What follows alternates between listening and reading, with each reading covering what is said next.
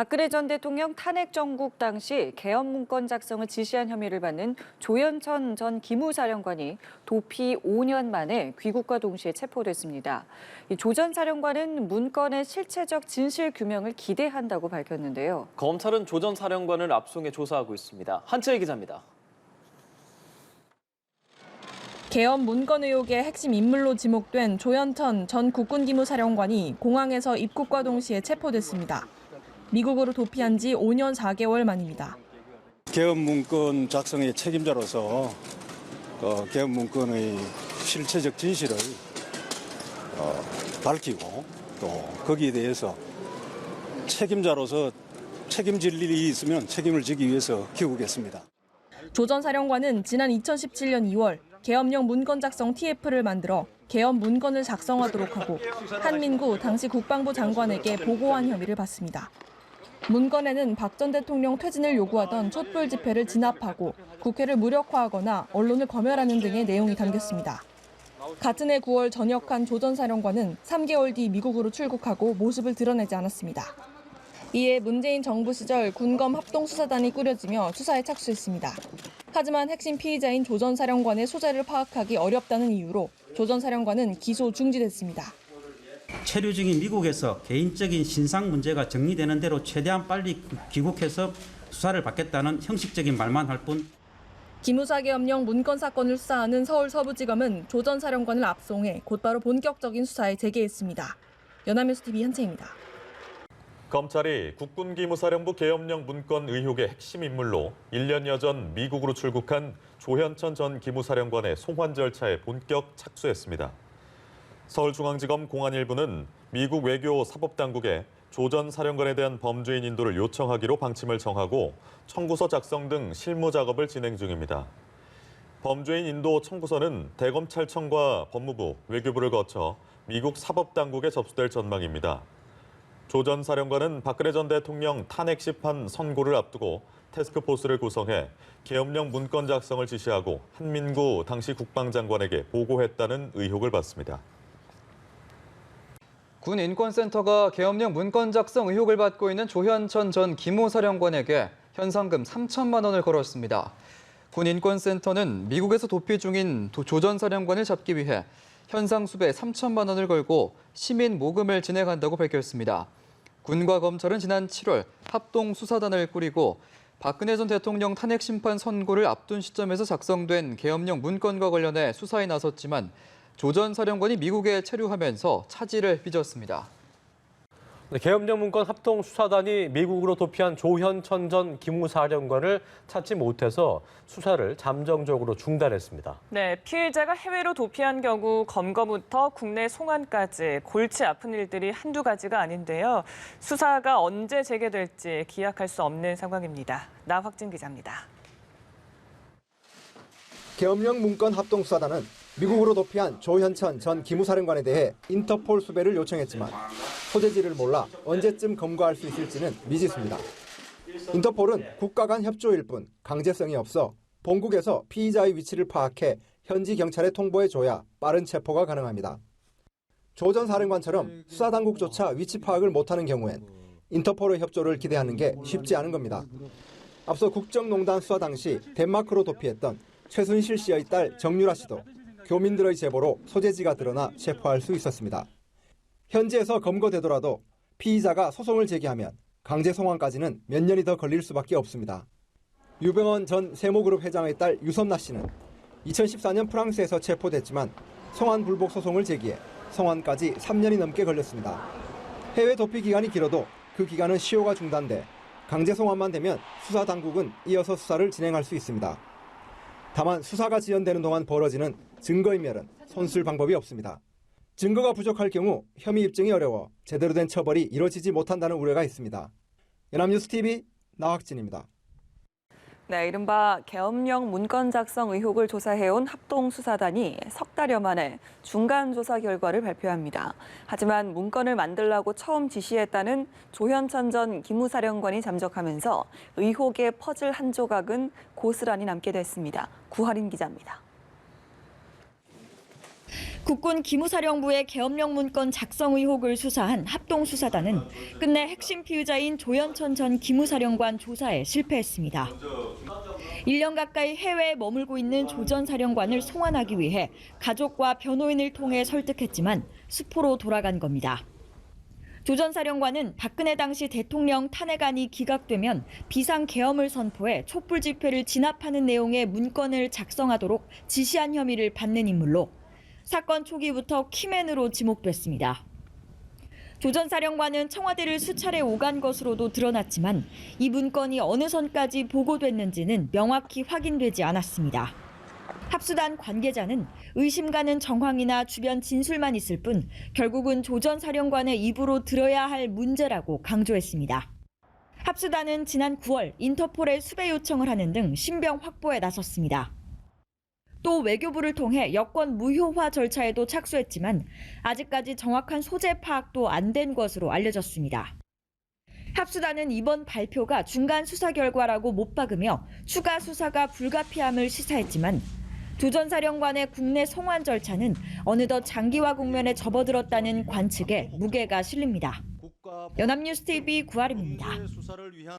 네, 기무사가 작년 3월 비상계엄을 대비해 작성한 언론 통제와 국회 무력화 세부 계획이 공개됐습니다. 당시 기무사는 일반 국민들을 상대로 통금령까지 준비한 사실이 추가로 확인됐습니다. 고일환 기자의 단독 보도입니다. 박근혜 전 대통령 탄핵을 요구하기 위해 전국에서 열렸던 촛불 집회. 행진 후에도 다양한 개별 행사 때문에 심야까지 이어지는 것이 보통이었습니다. 기무사가 계엄령 선포를 준비하면서 이런 촛불 집회를 염두에 두고 야간 통행 금지까지 계획했던 사실이 확인됐습니다. 청와대 관계자는 기무사는 일반 국민을 상대로 밤 11시부터 새벽 4시까지 통행을 금지하는 명령을 내리려고 했다고 밝혔습니다. 집회나 시위에 참가하지 않더라도 밤 11시 이후 외출하면 영장 없이 체포될 수 있다는 이야기입니다. 기무사는 대규모 집회 장소로 지목된 광화문과 여의도에 탱크를 보내는 조치와는 별도로 아예 국민을 집안에 묶어놓으려 한 것으로 보입니다. 이는 탄핵이 기각될 경우 국민의 분노가 걷잡을 수 없이 터져나오는 상황을 두려워했기 때문이라는 분석입니다. 실제로 기무사는 계엄사령관 명의로 준비한 계엄선포문에 탄핵 기각 이후의 상황을 치안부재, 혼란, 폭력 시위로 묘사한 사실도 추가로 확인됐습니다. 통금은 국민의 기본권을 제한할 뿐 아니라 국가 경제에도 심각한 악영향을 미칠 수 있는 조치입니다. 박근혜 전 대통령이 자리를 지키는 것을 가정해 만들어진 이런 대책이 누구의 지시에 따른 것인지 철저한 수사가 필요한 상황입니다. 연합뉴스 TV 고일환입니다. 네, 이번 주부터 시작될 기무사 촛불 계엄령 수사의 최대 핵심은 해당 문건이 단순 참고용인지 아니면 실행을 위한 준비 계획인지 여부입니다. 만약 조금이라도 실행 의도가 있었다고 규명된다면 그 파장은 걷잡을 수 없을 전망입니다. 이재동 기자입니다. 전시 개엄 및 합수 업무 수행 방안이라는 제목의 10페이지 분량의 기무사 문건. 한민구 전 국방부 장관 등의 해명을 종합하면 이 문건은 당시 국방위 야당 간사였던 이철희 의원의 질의에 답하는 과정에서 생산됐습니다. 정치권에서 제기된 의혹을 해명하기 위한 것으로 질의 요청이 없었다면 문서를 작성할 이유가 없다는 게 한 전 장관 측의 설명입니다.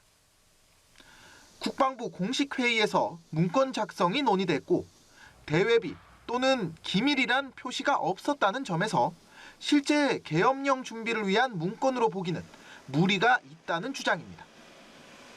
그렇더라도 계엄령은 군령권을 가진 합동참모본부의 업무인데 군 정보기관인 기무사가 개입해 검토 문건을 작성한 것은 월권 내지는 직권 남용으로 볼 수 있습니다. 특히 박근혜 정권 보위라는 의도로 해당 문건을 작성한 것이라면 댓글 공작과 마찬가지로 불법 정치 개입이라는 판단이 가능합니다. 나아가 만약 실행을 위한 준비 계획으로 결론이 난다면 군사 반란 혹은 내란 예비 음모로 연결지을 수 있다는 점에서 관련자 처벌 수위는 높아질 수밖에 없습니다. 광화문에는 뭐 특전사, 예컨대 여의도에는 기갑부대 이런 것들은 실행을 할 의지가 아주 구체적으로 있지 않다 그러면 그렇게까지 구체적으로 나열하기가 굉장히 어려운 부분이거든요. 오는 월요일부터 수사에 착수하는 기무사 의혹 특별수사단이 문건의 성격을 어떻게 규명하는지에 따라 기무사 개혁의 수위 역시 달라질 전망입니다. 연합뉴스TV 이재동입니다.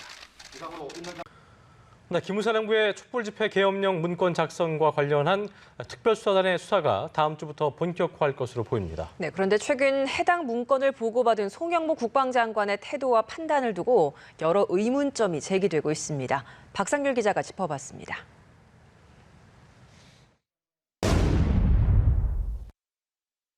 송영무 국방부 장관이 기무사의 계엄령 문건 작성 사실을 보고받은 건 지난 3월입니다. 하지만 송 장관은 이후 기무사 측에 어떤 조치를 취했는지에 대해서는 설명하지 않았습니다. 문건에는 촛불 시민에 대한 강제 진압 가능성까지 담겨 있었습니다.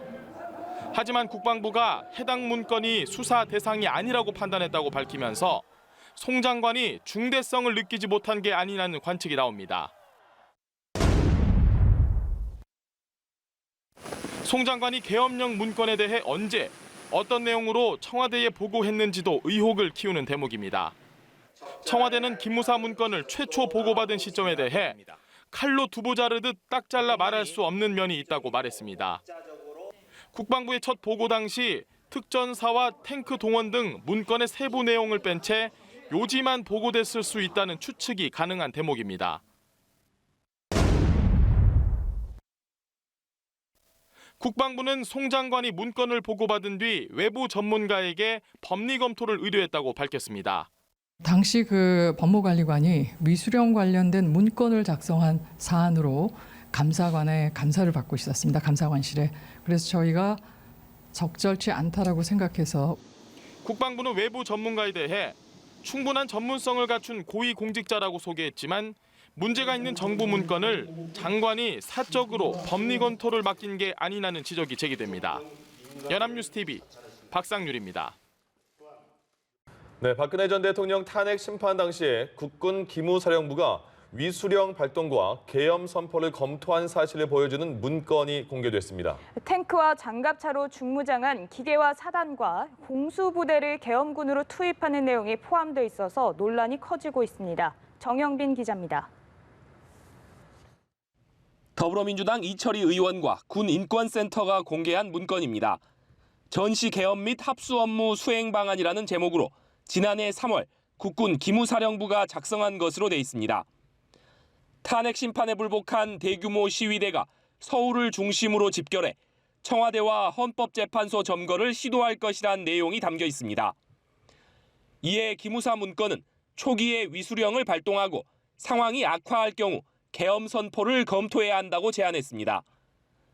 계엄군으로는 탱크와 장갑차로 중무장하고 있는 기계화 보병사단 6개와 공수특전여단 6개 등을 포함시켰습니다. 여기에 시위대로부터 폭행을 당하는 등 부득이한 경우에는 발포할 수 있다는 내용도 담겼습니다. 국회가 위수령 무효법안 제정을 시도할 경우에도 대통령이 거부권을 행사하면 2개월 이상 위수령 유지가 가능하다고 명시했습니다.